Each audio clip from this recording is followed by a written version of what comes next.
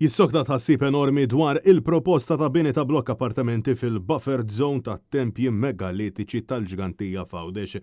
Dan kif bost esperti qed jenfasizzaw għal preservazzjoni ta' dan il-wirt storiku inkluż il-Kamra Awċija tal-Kummerċ u l-Assoċjazzjoni ta' Turiżmu Fawdex fil-waqt il-gazzetti barranin ukoll ikkundannaw il-fatt li l-awtoritajiet Maltin taw il-benedizzjoni tagħhom sabiex timbena din il-blokka flats dejn it-tempji.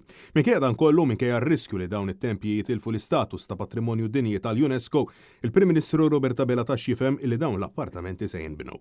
Fil-fatt meta mistoqsi minn Net News żbilanċja ruħu billi qal li jinsab fiduċjuż illi il-Heritage Impact Assessment ma huwa se jsib ebda impatt fuq it-tempji. Jekk dak il-Heritage Impact Assessment juri li m'hemmx impatt fuq it-tempji kif jinfiduċjuż li se juri li m'hemmx impatt għaliex qed nitkellmu dwar triq li diġà hija mibnija, kif qed nitkellmu fuq xi binji iżolata illi mhijiex fil-mibni nitkellem mod. Hawnhekk qed nitkellmu dwar żvilupp illi l-iżviluppatur minn dak li jien infurmat ċekknu immensament mill-proposta oriġinali tiegħu anke fuq direzzjoni li kienet tagħtu l-awtorità biex jiffigura fl-istess konfigurazzjoni ta' binjiet oħra fl-istess triq, dak naturalment irid jgħidu l-Heritage Impact Assessment ukoll. Daqstant jidher li l-Gvern Laburista huwa favur tali bini minkejja li din id-deċiżjoni ġibdet il-kritika ta' bosta qdiet u NGOs fosthom dawk Kawċin għal mod kif il-Gvern tal-Labor spiċċa jgħaddi bħal romblu minn fuq kulħadd anke fejn jidħol l-ambjent u l-preservazzjoni tal-wirt kulturali Malti.